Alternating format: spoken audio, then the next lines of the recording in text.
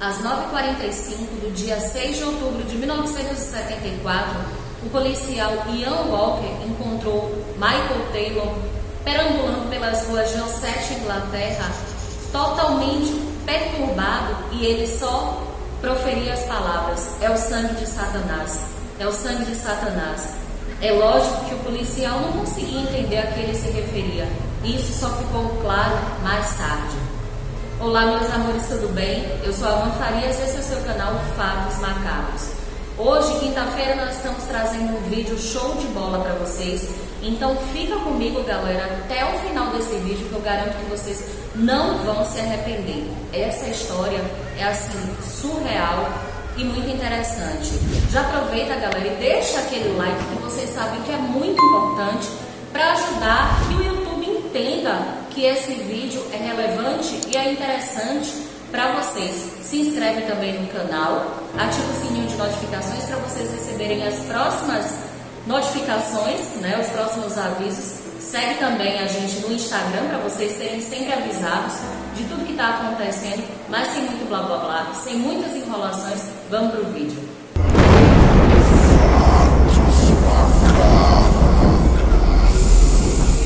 Dorset é uma cidadezinha localizada na Inglaterra, próxima a Wakefield. Nessa época, lá pelos idos de 1974, essa cidade contava com uma população de cerca de 17 mil habitantes. E nessa localidade residia o personagem central dessa história, Michael Taylor, que morava lá com a sua esposa Christine, seus 5 filhos e o cãozinho de estimação da família, um poodle. Nessa época, Michael Taylor tinha 31 anos e ele é descrito por aqueles que o conheceram como um homem extremamente amigável, amável com a família, uma pessoa assim muito alegre, sendo que ele tinha uma melancolia que de vez em quando aparecia, e essa melancolia era devido ao fato dele no passado ter tido uma grave lesão na coluna que o impedia de ficar por muito tempo em um emprego. Ele trabalhava como açougueiro, mas também essa lesão, apesar de lhe provocar dores crônicas, era descrito como nada muito sério. Por conta desses episódios de melancolia, de depressão apresentados de vez em quando por Michael, em certo momento ele recebeu o convite de uma amiga, a Barbara Wardman, a comparecer a alguns cultos de uma igreja local denominada Sociedade Cristã de Estudos. Essa igreja era liderada pela pastora Marie Robson, que era descrita como uma jovem muito bonita de apenas 21 anos na época. Essa igreja, essa sociedade liderada pela Marie Robinson, tinha uma proposta mais aberta de religiosidade, e eles se denominavam, acima de tudo, como uma comunidade de estudos bíblicos. Naquela época, aquela pequena população de Dorset era extremamente religiosa, sendo que a maioria daquelas pessoas daquela localidade frequentavam religiosamente os cultos das igrejas todos os domingos. E a família Taylor era uma das poucas daquela religião que não tinham esse hábito tão religioso, ou seja, eles não tinham o hábito de frequentar a igreja. Mas, querendo se livrar, na esperança de se livrar daquelas dores crônicas que apareciam nas costas dele, ele resolveu dar um crédito ao convite dessa amiga dele, da Bárbara, e foi até fazer uma visita nessa igreja. Curiosamente, o Michael apresentou um interesse muito grande, então ele passou a frequentar religiosamente os cultos da Sociedade Cristã de Estudos. Michael ficou tão impressionado e empolgado com os discursos da pastora Marie Robinson que ele passou a marcar presença diária nos cultos dessa igreja. Ele passou então a estudar sobre filosofia, e com o passar do tempo ele passou a também debater esses assuntos e depois passou a ministrar também cultos. Logo, ficou muito claro para aquela comunidade que Michael estava apaixonado pela pastora, pela jovem pastora Marie Robinson. Só que alguns integrantes daquela comunidade tentaram censurar aquela atitude inadequada que ele estava adotando. Afinal de contas, ele era um homem casado, um pai de 5 filhos, Porém, Michael refutou toda e qualquer censura que estivesse sendo imposta para ele, alegando que ele não estava faltando com respeito nem com a pastora, nem com qualquer pessoa daquela comunidade. O envolvimento, gente, de Michael foi tão grande que ele chegou a largar o emprego dele para se dedicar inteiramente à congregação. Durante esses cultos, é dito que a pastora Marie Robinson usava o poder de Deus, algo que era denominado por ela como o poder de Deus, algo que foi lhe conferido para lhe dar o poder de exorcizar o mal que existia em Michael, assim como ela também usava esse poder de Deus para exorcizar o mal que existia em outras pessoas. E quando esse poder de Deus lhe pareceu insuficiente, Michael se envolveu em diversos outros cultos, sendo que um deles era ficar durante a noite inteira, somente ele e a pastora, onde ele fazia a noite toda o sinal da cruz para ela. Os membros da sociedade notaram uma súbita mudança na forma da pastora Marie Robinson conduzir as reuniões, naquela sociedade. É dito que ela falava em línguas e ela também defendia piamente a ideia de que algumas pessoas que haviam pecado deveriam se libertar das forças diabólicas, passando por rituais desenvolvidos por ela e por Michael. Nesses rituais que foram desenvolvidos por ela e por Michael, eles faziam uso de uma série de objetos e de palavras de poder que eram impregnados por tradições ocultistas. Inclusive, eles seguiam muitos ensinamentos do Aleister Crowley, que é aquele famoso fundador da Telema. Essa súbita mudança na forma de conduzir as reuniões, que antes eram para fazer estudos bíblicos, desagradou a muitos fiéis, então muitos debandaram. Porém, muitos permaneceram fiéis aos ensinamentos ali apresentados. E Michael seguia fiel ali na sua fé. E essa sociedade que antes era uma igreja para fazer os estudos bíblicos, cada dia seguia mais um rumo nos moldes de um culto. A atitude de Michael para com sua família também mudou muito. Ele deixou de ser aquele homem alegre, dedicado e amável e passou a ficar cada vez mais taciturno, mais quieto, calado no seu canto e mais agressivo. A sua esposa passou então a achar que aquela igreja estava exercendo uma influência negativa sobre o seu marido. Foi então que ela descobriu finalmente que Michael havia largado o seu trabalho para se dedicar à igreja. E ela também descobriu o fabuloso plano do seu marido, que era de escrever um evangelho junto com a pastora Marie Robinson. Essa dedicação desse homem a essa igreja chegou a tal ponto que certo dia ele deixou sua casa alegando que ele precisava fazer um retiro espiritual em busca de iluminação. Então Christine, sua esposa, furiosa, alegou que ele estava apaixonado e tendo um caso com a pastora Marie, e furiosa ela o chamou de hipócrita. Ele então ficou transtornado com aquilo e desapareceu. Michael então pegou o seu carro e pegou a pista. Ele ficou desaparecido por um mês. A polícia foi notificada, mas como que por encanto ele simplesmente havia desaparecido. Ninguém o encontrava. Como eu disse, ele ficou um mês desaparecido. E quando ele resolveu finalmente retornar, ele foi diretamente para a sede da Sociedade Cristã de Estudos falar com a pastora Marie Robinson. E ele alegou que enquanto ele estava nessa sua busca por iluminação, ele sentiu uma força demoníaca tentando se apoderar do seu corpo. E essas forças também o forçavam a cometer atos indizíveis. Marie então resolveu cuidar dele para livrar ele daquele mal que havia se aproximado dele. E ela resolveu cuidar dele usando um daqueles seus rituais de libertação. É dito por aqueles que estavam presentes ali naquele momento que em certo momento Michael explodiu em uma fúria insana e ele precisou ser contido por muitos presentes ali naquela hora para que ele não agredisse a ministra fisicamente. Alguns também disseram que Michael falou em idiomas estranhos, dizem que ele falou também com vozes diferentes e disseram que ele chegou a flutuar no ar. Michael relatou mais tarde que ele sentiu uma influência maligna lançar uma sombra sobre ele, o que fez ele atacar verbalmente a ministra Marie Robinson. Depois desse episódio, a sanidade mental desse homem só foi ladeira abaixo e a situação dele se tornou tão preocupante que um vigário local chegou à polêmica conclusão de que esse homem estava sofrendo influência diabólica. Mais tarde, a pastora Marie Robinson deu a sua versão do que aconteceu. Eu chamei pelo poder de Deus, pedi a ele para interceder e libertar Michael de qualquer influência diabólica. Foi então que as feições dele mudaram.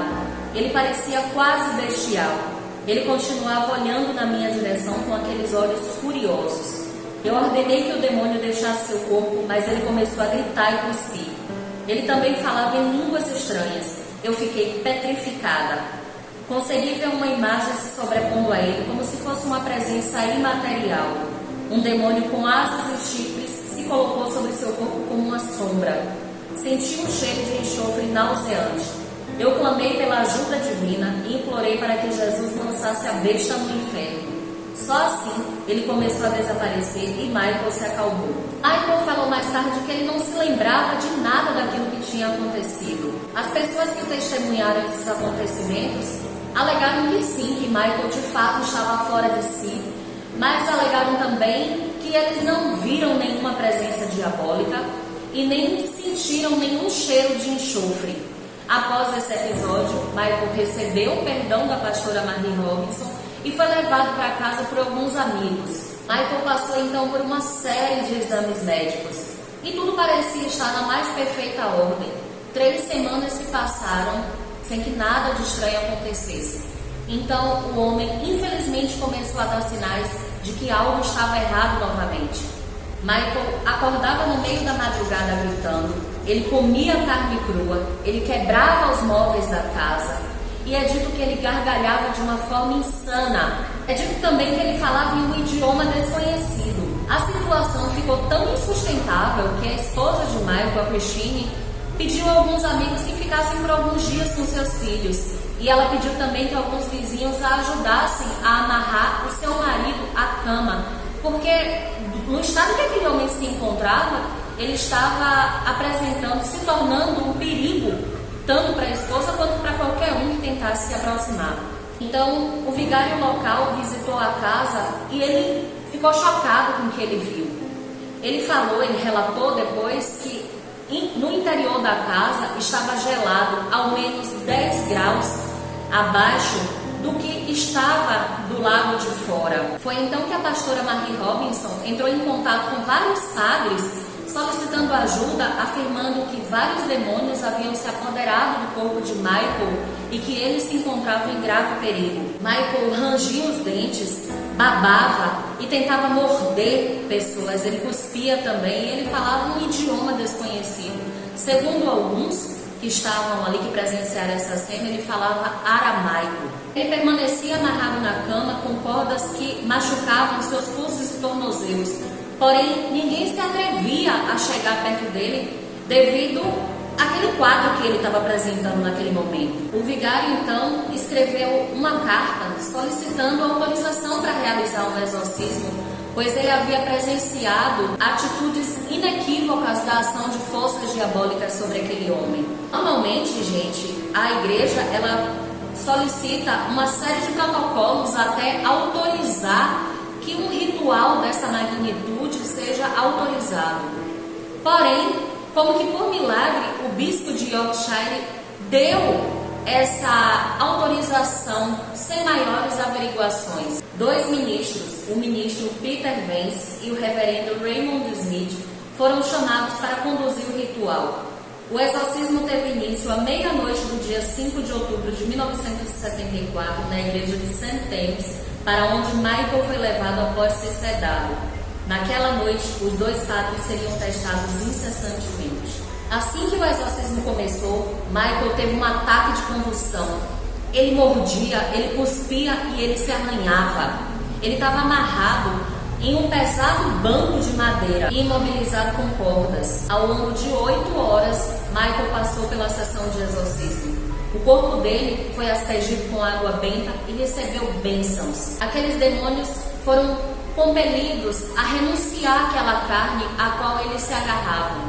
O Monsenhor afirmou que no corpo de Michael habitavam 40 demônios. Essas entidades promoviam incesto, bestialidade, blasfêmia, lascívia, heresia, masoquismo e conhecimento carnal. Esses alegados demônios se gabavam de ter possuído o corpo de Michael e que naquele período em que ele esteve recolhido, eles o obrigaram a cometer atos horríveis. No dia seguinte, às 8 horas da manhã, os padres estavam exaustos. Eles resolveram então se retirar para um descanso e retomar o exorcismo na parte do período da noite, sendo que eles haviam expulsado 37 demônios, porém 3 permaneciam ainda enterrados no corpo desse homem, sendo que um desses 3 era o demônio do instinto assassino. Os padres acreditavam que Michael havia se envolvido com ocultismo enquanto ele estava na sociedade cristã, e que esse envolvimento com ocultismo e estudos de bruxaria abriram portas para que o mal entrasse na vida dele. Nesse momento, nesse período em que Michael estava sendo exorcizado, sua esposa Christine compareceu na igreja e pôde presenciar o estado que o seu esposo se encontrava. E ela o desconheceu, alegando que aquele não era o seu marido. Durante a sessão de exorcismo, um daqueles demônios que alegadamente, supostamente estavam dentro do Michael, ele afirmou que Michael os havia invocado, portanto ele tinha o direito de permanecer dentro dele. Conforme eu falei, Michael foi exorcizado por 8 horas. Então, às 8 horas do dia imediato, os padres retiraram-se para a sacristia a fim de descansar. Então, uma enfermeira aplicou um tranquilizante em Michael para que ele descansasse e posteriormente poder prosseguir novamente com a sessão de exorcismo. Então, galera, após esse ato inocente dos padres, apesar de terem acreditado, terem afirmado que o demônio do instinto assassino ainda permanecia dentro do Michael, e apesar do tranquilizante ter sido aplicado, algum tempo depois ele despertou daquele seu sono e ele conseguiu se livrar daquelas amarras e se esgueirar. Ele fugiu da igreja e se esgueirou pela vizinhança e chegou até a casa dele, onde ele encontrou sua esposa Christine dormindo. Então, ele, possuído por uma força sobrenatural, ele estrangulou a sua esposa até a morte. Depois, gente, ele rasgou o rosto daquela mulher, literalmente. É dito que ele perfurou os olhos dela com lápis, ele mordeu o rosto dela, arrancou a língua da sua esposa com seus próprios dentes. Não satisfeito, ele se dirigiu até aquele cãozinho poodle da sua família, ele arrancou o crânio do animal, ele escalpelou o bichinho e arrancou o crânio, e ele despedaçou o corpo do bichinho todo. Graças a Deus que os filhos dele não se encontravam em casa naquele momento, porque lembram que a esposa dele tinha pedido, devido ao quadro que ele se encontrava, havia pedido que alguns amigos ficassem com eles. Graças a Deus que eles não estavam, porque exatamente naquela manhã os filhos retornariam para casa. Só que felizmente uma daquelas crianças estavam gripadas, o que adiou o retorno deles. Ou seja, se eles tivessem retornado para casa, as consequências daquele assassinato teriam sido muito piores. Em seguida, após cometer esse crime hediondo, Michael saiu nu pela rua, completamente coberto de sangue, dos pés à cabeça, proferindo as palavras maníacas: esse é o sangue de Satã, esse é o sangue de Satã. Então, vizinhos aterrorizados com aquela cena que eles estavam presenciando, ligaram para a polícia. Então, 3 policiais chegaram até Michael e conseguiram deter ele. Ele ainda tentou fugir, mas ele conseguiu, felizmente conseguiu ser contido por esses policiais. Quando eles chegaram na casa, eles tiveram aquele impacto daquela cena horripilante, com sangue pelas paredes, partes do poodlezinho que foram arrancadas pela casa, e Christine com o rosto completamente rasgado e envolta em uma poça enorme de sangue. Um crime tão sangrento e uma história tão bizarra envolvendo exorcismo, assassinato e loucura, obviamente tomaram de assalto a Tranquilo 7 e geraram um frenesi na imprensa britânica. Repórteres e jornalistas de todo o país convergiram para a região a fim de registrar o caso, que ganhou as manchetes dos principais diários e programas de televisão. Michael foi enviado para um manicômio e medicado com doses maciças e drogas pesadas. A Diocese de Ossétia foi acusada de negligência por não reportar a existência de uma pessoa com profunda perturbação mental. Michael foi diagnosticado com um quadro de esquizofrenia e psicose. Aquela população então ficou dividida entre aqueles que acreditavam num quadro de possessão diabólica e naqueles que acreditavam num quadro de doença física, ou seja, esquizofrenia, perdão. Durante o seu julgamento, Michael foi tratado com drogas e por médicos. Ele alegou que ele não se lembrava do que tinha acontecido e ele acreditava firmemente que ele estava sob o poder de forças diabólicas que o induziram a cometer atos que em situações normais ele jamais cometeria. Durante o julgamento, o promotor apontou para a Sociedade Cristã de Estudos como a responsável direta por incutir na mente de um homem perturbado noções e ideias perigosas. Como uma legítima seita de fanáticos, eles induziram Michael a acreditar que ele poderia aprisionar no corpo dele demônios para que depois a ministra Marie Robinson pudesse exorcizá-los. Quando a natureza dos estudos da sociedade vieram à tona,